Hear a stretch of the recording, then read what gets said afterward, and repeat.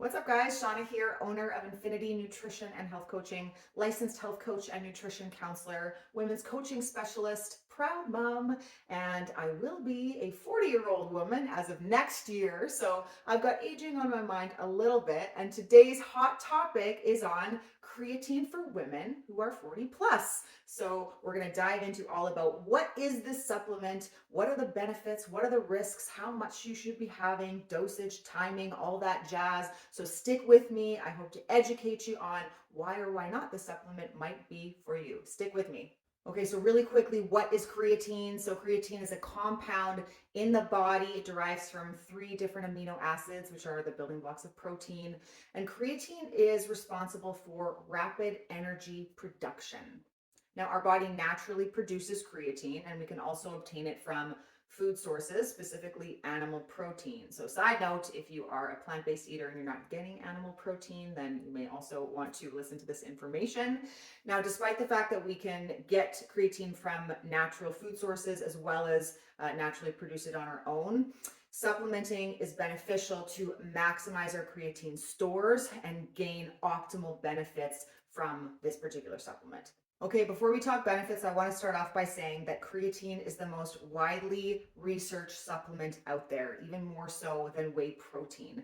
And I think that's important because when you're making a decision on supplementation and if it's right for you, you want to have the credible information and research to back up your decision, and creatine certainly has that. Now, benefits. So the first benefit to creatine, and I will be speaking again specifically for why women 40 plus, this is going to be beneficial for us ladies. Now, first one is it improves exercise performance. Now, as we established, it's a compound that contributes to energy production. So when we are whether it's power, strength, or endurance, creatine positively impacts all 3 of those types of exercise. It allows us to push a little bit harder. So in turn, it can produce more lean muscle mass. It can help you reduce your body fat and improve your body composition overall. So it's important to consider as women that we are at greater risk of sarcopenia, which means the loss of muscle tissue. We also experience a loss of bone density, and this accelerates in perimenopause. And we're at way greater risk of osteoporosis and osteoarthritis. So, all conditions that affect our bones, muscles, joints, and overall life quality. So, by resistance training and having a supplement that helps maximize your performance, you can help offset some of those risks as you age. Another symptom that's very common in perimenopause is an increased amount of body fat in the midsection, which I know really bother a lot of women. So when it comes to maintaining a healthy body composition and trying to combat that, that's another added benefit of creatine. All right, another benefit to creatine is brain health. And in fact, it's actually been used to treat serious brain conditions like Alzheimer's in the past. So, ladies, if you are experiencing brain fog, difficulty concentrating, memory loss, or just difficulty remembering basic stuff, right? That's very common in perimenopause. This can help combat that. Let's talk about age-related muscle loss for a second. So that process of sarcopenia, which actually starts in our 30s. So if you don't use it, you lose it. Now, taking creatine can help slow that process down. So if you are somebody who is going to supplement with creatine and you're not active, it can still have benefits such as slowing the loss of muscle tissue. Now, that said, remember that the improved exercise performance comes from the energy that creatine produces so that you can push harder and gain more strength, have more power output, have more endurance, thus changing your body composition through increased muscle and decreased body fat. So taking creatine alone doesn't allow you to gain muscle or lose body fat. It can help slow the loss of muscle tissue, but taking it in combination with resistance training, which we know for women is so important, is going to provide you the best results. Okay, another benefit to creatine is it can help your mood. So, as women, we take on way more emotional labor. There are more expectations. We are naturally more stressed. Hormone imbalances or changes in your hormones can lead to mood fluctuations. So, creatine can help offset that. Creatine can also have a positive impact on your sleep. So again, especially during perimenopause when sleep can be greatly interrupted, creatine can help offset that. Okay, last benefit I'm going to talk to you about is joint health.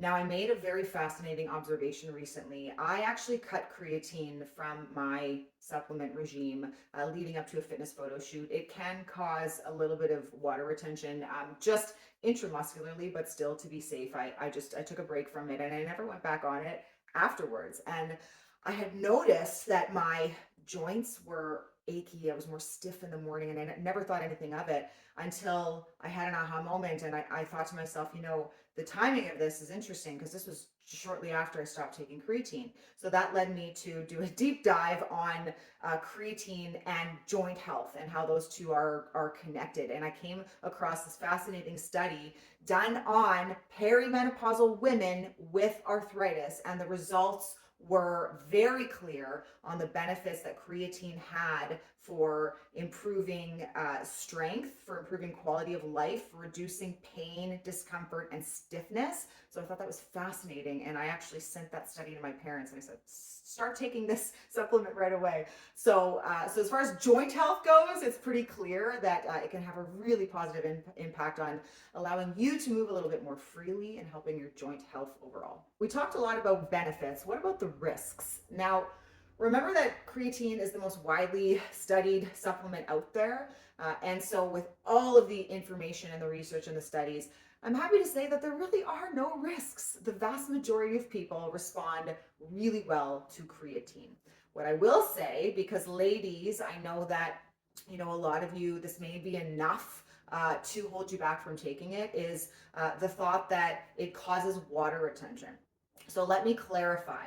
When you take creatine, it causes more intramuscular water retention, meaning on a cellular level, you're actually hydrating your muscles more, which is a good thing. It is not the same thing as that water retention you're going to experience from eating too much salt or from PMS. Not the same thing. Now, could it cause a couple of pounds to go up on the scale? Sure, maybe. But again, remember that this is actually good weight and you're hydrating yourself even better. And it's not something you need to worry about. And some people don't even experience weight gain at all. I want to say that one thing, another fascinating personal observation that I made was after going through a bout of recurring lower back injuries that I couldn't quite kick no matter how much I tried to perfect my form. I kept injuring myself, and when I started taking creatine, I haven't re-injured myself since, and it's been like over a year now. So coincidental, maybe, but probably not, because I'm hydrating my muscles a little bit better now because of the supplement. So I like to think that has something to do with it. Dosage and timing. Now, 5 grams a day, 7 days a week. It's that simple. You may have read, it's good to load creatine when your body's just getting used to it for the first time, which essentially means I'm going to take on more creatine, like 20 grams a day, to be able to get it into my system in greater volumes and therefore getting some of the benefits sooner. But what's the rush, people? Like if you're doing this as a lifestyle choice, right? Unless you're a high level athlete, I would start with 5 grams a day. Taking it in large quantities, like 20 grams, can cause some adverse reactions. It can cause more water retention, more weight gain. So 5 grams a day is a really good starting point. There has been studies on women who have taken 10 grams a day and have not had any adverse reaction to that dosage as well. I personally take between 10 and 15 grams a day, but again, 5 is where I would start. As far as timing goes, the jury's still out on that one. There's a lot of mixed research on whether it's better pre-workout, post-workout, during. I think the most important thing is that you're consistent. So as long as you're taking about 5 grams a day, 7 days a week, don't really worry about the timing. If you do want an opportune time to take it, I think like just before, during your workout would be advisable, around your training time. But again, don't worry about that stuff. consistency is key. So that's it. Bottom line, is creatine good? Definitely. Is creatine especially good for women, and especially for women over 40? I would say so. So my recommendation is to definitely consider this supplement to add to your daily regime. However, not to replace the fundamentals like resistance training, improved eating habits, hydrating, getting enough sleep, managing your stress. When we look at the pyramid of healthy habits and your overall wellness, supplementation is the last thing that you should be considering. So make sure you got a handle on those other very important foundational habits you need to live a longer, better life. And if you need help with that, then please consider Infinity's health coaching services, because we are the leading female-owned health coaching company here in Winnipeg. We specialize in women's health. That's our wheelhouse. 80+% of our clientele are women over 40. So we would love to help you on your journey. We create personalized nutrition, lifestyle, and fitness plans that suit your goals and your lifestyle. So please visit winnipeghealthcoaching.com for more information. Thank you so much for tuning in. I hope you learned a little something. Have a good rest of your day.